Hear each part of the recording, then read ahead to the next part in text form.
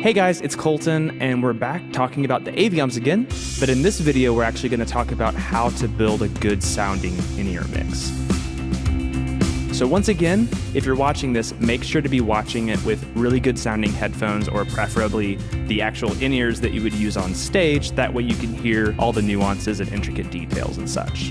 I'm going to be approaching this video from an audio engineer perspective, so it's going to be very similar to how I would teach a beginner audio engineer how to mix, because we are mixing, we're just doing it with the Avioms. I'm going to start with a few topics that I'd like to hit with new audio engineers, which is like what we can use to get a good mix created. So what we can use is volume, which makes a lot of sense. It's very simple.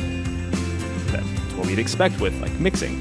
The next thing we'll use though is called frequency content, or you can kind of think of it as like tone. So we're gonna adjust like how things sound. Do they kind of sound bright? Do they sound kind of boomy? Like we can adjust things. You might have heard of like EQ or similar things. So we'll use tone to kind of fix our mix, make it sound better, make things fit together better.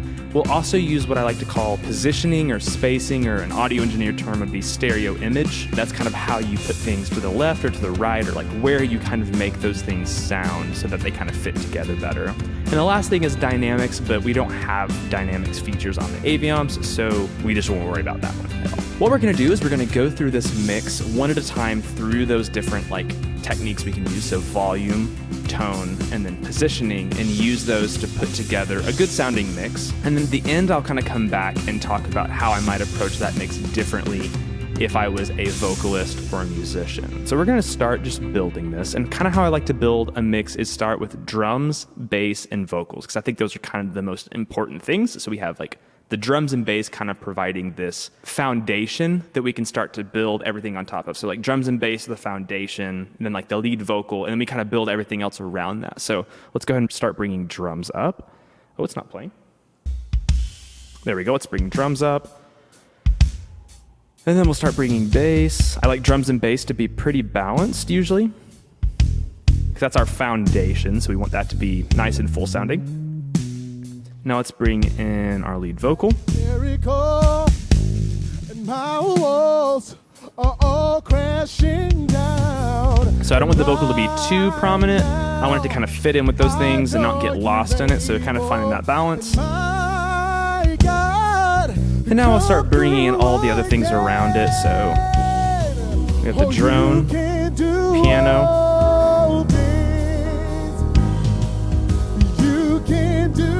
electric,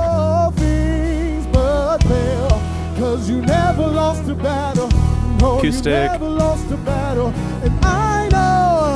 tracks.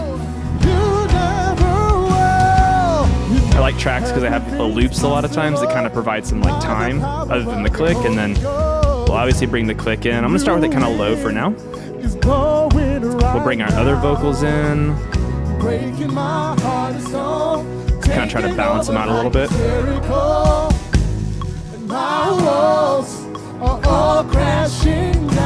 Bring them all down a little bit.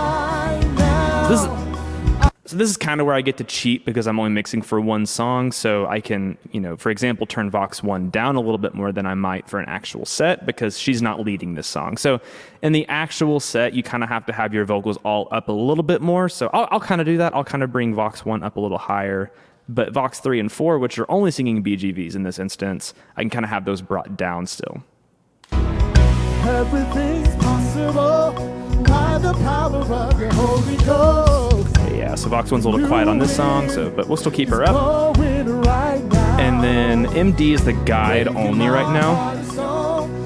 I don't have an actual MD recording, so this is just the guide. So we'll bring that up a little bit. And when we get a cue, there it is. So we'll bring that up a little bit. And then now we'll bring in this ambience, which in this example is the crowd mics. So these are the mics pointed out in the auditorium. We'll go ahead and turn this on and bring it up. So I'll start with it all the way down, and then I'll start to bring it up. I'll bring it up all the way so we can hear it, and then that'll probably be way too loud, and then we'll find a good happy medium. So here we go, I'm bringing the ambience mics in.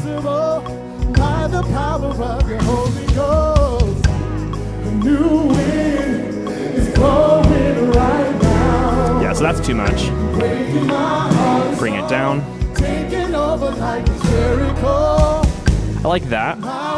I like a little bit of those ambience or crowd mics if we have them available, just because they kind of help it sound a little bit more like you're in the room and not like all kind of like claustrophobic and, you know. So click probably needs to come up a little bit more. Maybe one more lead vocal. I wouldn't mind some more of these other instruments like acoustic and electric and tracks.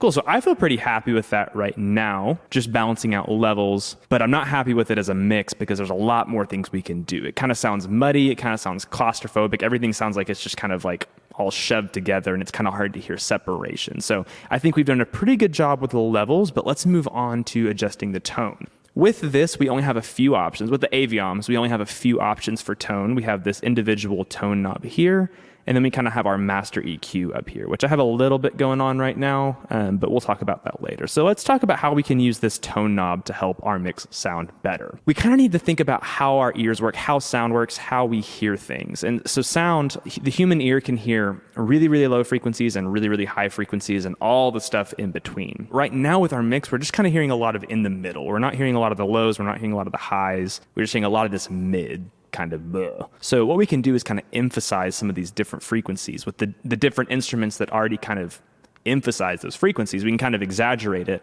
so we can separate the low frequencies from the mid frequencies to the high mid frequencies to the high, like we can kind of separate all that out to where each instrument kind of has its own spot a little bit more. So a really simple one might be with bass. What we can do is we can take this tone knob and give it some more bass. New wind is blowing we'll go all the way. So now that bass has a lot more low end to it, which actually means we need to turn it down because now it's a little too much. But because we turn that bass up and then turn everything else down, we kind of carved out a lot of space for these guitars and stuff to sit now. So let's keep going.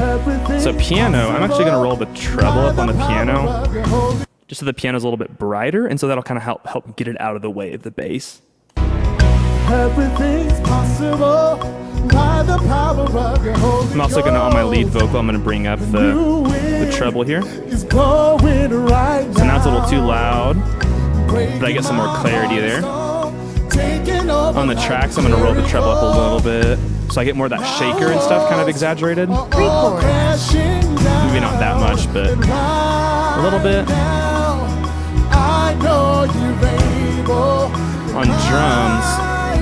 On drums, I kind of have two options. I could roll the bass down so I get more of the low end from like the toms and the kick, but that might actually kind of make it sound muddy. I think I'm going to try rolling the treble up a little bit just to get a little bit more clarity from it. Let's see. Here's the bass kind of on the drums. It's not bad. With the treble, I get a little bit more clarity. I think I'm just going to keep it kind of in the middle right now. Maybe a little bit of the treble to get a little bit more clarity so I can kind of hear the rhythmic stuff of the drums, the snap. So I'm going to keep a little bit of that. On the MD, I'm going to roll up the treble a little bit so I get some clarity from the MD and the guide. Don't really hear it for a little bit. But so I can bring the MD down, but leave that, roll that treble up so I hear a little more clarity from it. And now we'll go up here to our main stuff, and I'll start messing with this. And so really quickly, kind of to note, these bass and treble knobs, I'm not going to do a lot with it right now because it's more used to kind of correct for your in-ears. So if your in-ears overall don't have a lot of low end, you might bring up the bass knob a little bit to provide some more low end. Or say they're really, really boomy. They have a lot of low end and you're like, oh, it's too much. You could just roll this down and it would kind of correct for in-ears. If your in-ears kind of overall feel like a little muddy, you might bring up this treble. Or if they felt really kind of harsh, you might roll the treble down. So I find with at least my in-ears, I usually like to go with a little bit of a bump on the bass and the treble just to kind of give a little bit more low and a little bit more high, but that might be very specific to your in-ears. This next thing is the enhanced knob, which can be really cool, but it can also kind of ruin your mix, honestly. As you turn this up, what's going to happen is it starts to apply kind of a corrective EQ to kind of boost some of the higher mids to give you a little bit more clarity on things like vocals and such, while kind of scooping out some of the mids that are typically kind of treble frequencies. So it can kind of help make your mix sound a lot more clear, but it can also really quickly start to make it sound really harsh and kind of aggressive. So let's go ahead and turn this up, and I'll start to roll this enhanced knob up. I know you're able. helps, but it starts to get harsh. Oh, you can do all things. Yeah, so it's helpful, but it can kind of be just too much. So I'm going to roll it back down. And I kind of noticed when I brought that up, it started to make the drums sound too bright now. So I might actually go back, roll the low end, get some more low end out of my drums, but then bring this up. Let's see what happens. Everything's possible by the power of your Holy Bring the drums down to here. A new wind Box 2 up just a little bit. blowing right now. Maybe not. Breaking my heart of stone, taking over like it's Jericho. I like that. I think it's a good balance of some clarity. It's cutting some of the mids out, boosting some of those high mids, that kind of presence, but not getting super harsh. So I like that. Now we have volume and we have tone taken care of for the most part. I feel good with it at least. So we're going to move on to the last thing, which is positioning or space or stereo imaging, which with in-ears is actually going to make a really, really, really huge difference. And the first thing we're going to start with is this spread feature right here. As I talked about in the earlier video, if you select one of these stereo channels where this little yellow light pops up, you'll have the ability to turn this spread knob on. That'll make your pan, instead of going left or right, it'll pan the left channel to the left and the right to the right and kind of open that sound up a lot. And this is really, really, really, really important. I can't emphasize enough how important this can be. If you have these stereo channels panned mono, it's gonna really make your mix sound gross and congested. So I'm going to hit play, and I'm going to really quickly go through all these stereo channels and open that stereo, that spread up, listen for a bit, and then I'll close it back down, and we can kind of see how much better it sounds and how much worse it sounds when we go back. So let's listen to that. Everything's possible. Start with drums. By the power of your Holy Ghost. Keys. A new wind is blowing right now. And then tracks. Breaking my heart of stone, taking over like it's Jericho. We'll go back. And my walls are all crashing down. And right now, I know you. And then we'll go back to spread. And my God, come through again. Oh, you can do all. See how much better that sounds? Everything sounds like it's opened up and you can kind of hear where things are at. And like the lead vocal in particular is a lot more clear because I don't have all of that stuff kind of fighting like right in front of me for it. That's how humans hear. We hear stuff, around us. And so when we have everything just panned to the middle, it's like we're hearing everything from like right where you're at right now watching this video. It's just all kind of in front of my face and it's just gross and kind of, all kind of layered on top of each other rather than spread out. But we have more we can do. We can actually pan these mono instruments left and right to create some more space in our inner mix. So I'm going to do that with some things like the guitars and then the BGVs. So let's go ahead and listen to that. Oh, really quick before I do that, it's probably a good idea to pan these relative to you on the stage. So if the electric is over here and the acoustic's over here, I'd probably pan electric here and pan acoustic there. So I'm going to pan this EG to the left, acoustic to the right, and then I'm going to pan these background vocals as well.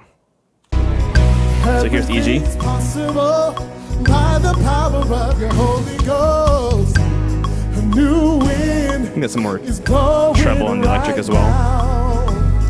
Breaking my heart of stone, taking over acoustic, like over to the right. And my walls are all try it up some more. down. And right now, A little more drums. I know you're able. And my God, And then box 3 and 4 I'll pan out. oh, you can do all things. You can do all things but fail.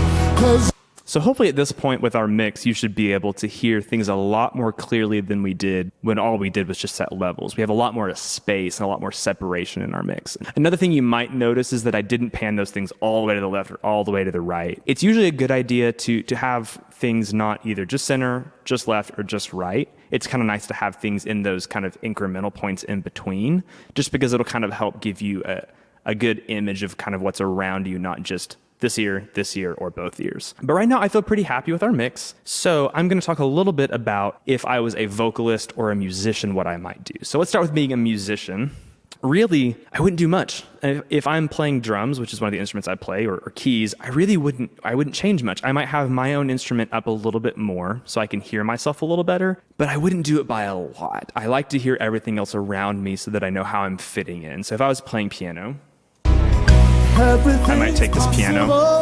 By the power of your Holy Ghost, a new wind is blowing right now, breaking my heart of stone. I'd probably bring it up more like something like that, but I wouldn't go crazy just because I want to be able to hear everything else around me. And I also want to make sure when I'm turning myself up that it's not causing my in-ears to distort. And if it is, then I need to do this little trim all guy right here, turn everything down so that I'm not clipping on my mix. But try to keep a good balance of everything, but obviously just kind of boost yourself. Now, for being a vocalist, part of me as a musician and an audio engineer wants to say keep it very similar, but I know that doesn't really make sense for a vocalist. So you're definitely going to want to have your vocal pushed more. So for an example of like if I was leading this, Everything's possible by the power of your Holy Ghost. I would have my voice more out front. I'd have it more out front, but it's important not to have it so far out front that you kind of lose context. And I think a lot of times vocalists will struggle with that because they can't hear very well. And so they try to compensate by just turning their voice up more and more and more. And really what you're lacking isn't more of your own voice. You're lacking context. You're lacking everything else. So sometimes if you feel like you're not hearing things well and you keep turning yourself up and it just keeps not sounding great, try actually turning yourself down or turning up other instruments, especially things like bass, which will provide a lot of like a pitch center. Things like the keys, like the drone, which will also help provide pitch reference, and piano. Even like the guitars and stuff, having that extra support to feel like there's something behind you will kind of make it feel easier to sing sometimes. But obviously you have to have yourself out front. And if you're trying to listen to the other vocalists, you have to have them.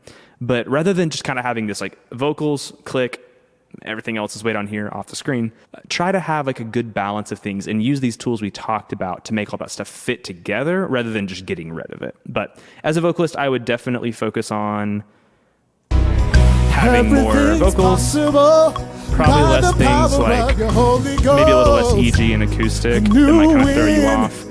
Probably more piano, more keys.